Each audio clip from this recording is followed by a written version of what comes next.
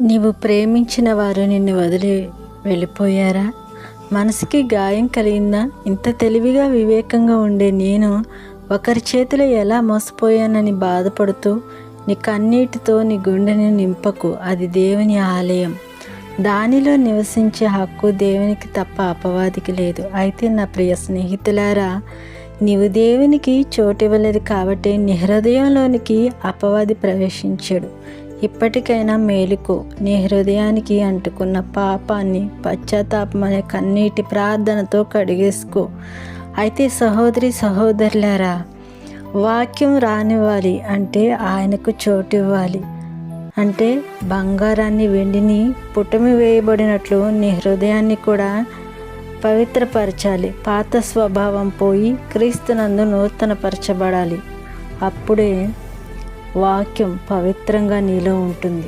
అపవాది నీ జీవితంలో నుంచి వెళ్ళవలసిన సమయం వచ్చేసింది.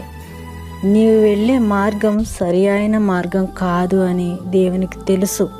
అందుకే నీ నడకలను సరిచేసి నీకు సరి అయిన మార్గాన్ని చూపించారు.